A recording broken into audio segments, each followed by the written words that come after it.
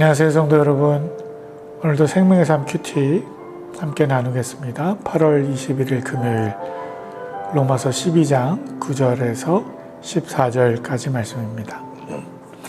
오늘 말씀도 그 모든 사람에게 긍휼을 베푸시기 위한 하나님의 그 뜻, 하나님의 계획을 이루기 위해서 우리가 해야 되는 일들은 무엇인가에 대한 우리의 노력에 대한 이야기들이 담겨 있습니다. 9절 함께 보시죠. 사랑에는 거짓이 없어야 합니다. 악한 것을 미워하고 선한 것을 붙드십시오. 사랑에 거짓이 없어야 합니다. 네, 거짓이 없어야 된다는 거. 저도 이제 50을 넘고 그렇게 인생을 살아오다 보니까 이런저런 경험들이 있잖아요. 근데 보니까 우리의 인생이 앞뒤가 다르지 않으면 그러면 웬만한 문제들은 다 해결이 되는 것 같습니다. 사람 간의 어떤 관계 안에서 일어나는 문제들이 그 사람이 이 장소에서 다른 이야기를 하고 또 이 장소에 와서는 그렇지 않은 것처럼 그런 일들이 있을 때 일어나는 오해와 또 사고들이더라고요. 근데 비록 순간적인 판단과 미스가 있어서 그런 오해들이 발생할 수도 있지만 앞뒤가 같으면 결국 문제들은 다 해결되는 것 같아요. 거짓이 없어야 한다는 거죠. 사랑은 그것이 전제가 되어야 하는 것 같습니다. 악한 것을 그래서 미워하고 선한 것을 붙들라는 거. 이 선한 것을 사랑하라고 하지 않고 저는 붙들라고 하시는 이유가 있는 것 같아요. 선한 것을 사랑할 수 없는 존재들이 바로 우리 인간이 아닌가. 선한 것은 붙들어야 되는 대상인 것 같습니다. 놓치지 않고 꼭 붙들 수 있는 그런 노력이 필요하다고 말씀하는 것이죠. 10절 형제의 사랑으로 서로 사랑하고 서로 먼저 존경하며. 서로 사랑하라고 하시는데 형제의 사랑으로 하라는 거예요. 마치 피를 나눈 형제처럼 남이 아닌 내 형제처럼 서로 사랑하는 거죠. 서로 먼저 존경하라고 이야기합니다. 저 사람이 나를 위하고 내게 베푼 것이 있으니 나도 베푸는 것이 아니라 내가 먼저 공경하고 존경할 수 있는 마음, 선행적인 사랑, 그것이 주께서 우리에게 말씀하시는 이웃사랑의 기본인 것 같습니다. 그 이웃사랑 다음에 11절 열심을 내기라고 성령으로 뜨거워진 마음으로 주를 섬기십시오. 네, 이웃사랑하고 그 이웃사랑하는 마음이 곧 하나님을 사랑하는 마음이다. 곧 주를 섬기는 마음이다 라고 말씀하시는 것 같습니다. 열심으로 일을 하라. 성령으로 뜨거워진 마음으로 주를 섬기라. 그래서 말씀을 보면서 오늘 제 마음을 한번 온도 체크를 해봐요. 성령으로 정말 뜨거워진 마음으로 나는 살아가고 있는가. 성령으로 충만한 그 사랑의 마음으로 과연 나는 주님을 향하고 있는가. 오늘 지금 말씀 큐티를 나누면서도 이것이 그저 제가 목사이니까 제가 해야 되는 일로 느껴지고 있지는 않은가. 이것이 그리스도의 그 사랑으로 성령의 뜨거움으로 우리 성도들과 함께 나누는 그런 교제의 시간이 되기를 주님이 제 마음을 그렇게 뜨겁게 이끌어가 주시기를 다시 한번 소망해 봅니다. 그 마음이 어떻게 연결되어지냐 하면 12절, 13절, 14절에 이렇게 말씀합니다. 소망 가운데 기뻐하고 환난 가운데 참으며 기도에 항상 힘쓰십시오. 네, 우리가 기뻐하는 이유는 예수께 우리의 소망을 바라고 기도했을 때 그 일이 이루어졌기 때문에 기뻐하는 것이 아닌 거예요. 소망 가운데 기뻐하라는 거 아닙니까? 소망이라는 것은 언제 하는 겁니까? 우리 상황이 바뀌기 전에 뭔가를 기대하는 것이 소망이잖아요. 근데 그 소망 가운데 기뻐하라. 하라는 것입니다. 미리 주께서 우리 가운데 베푸실 은혜를 우리가 미리 경험하고 미리 체험하고 미리 감사하고 기뻐하는 것입니다. 소망 가운데 기뻐하고 환난 가운데 참으며 기도에 항상 힘쓰십시오.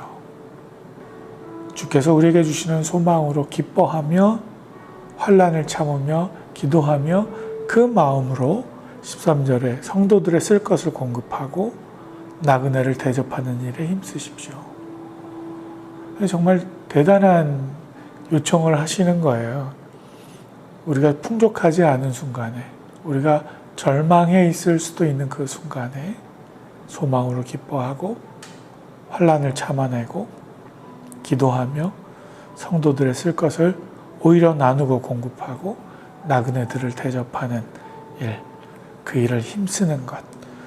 14절, 여러분을 핍박하는 사람들을 축복하십시오. 한 걸음 더 나아가서 우리를 핍박하는 사람들을 오히려 축복하는 삶, 축복하고 저주하지 마십시오. 오늘 이 메시지들이 쉽지 않고 굉장히 어려운 요청들입니다.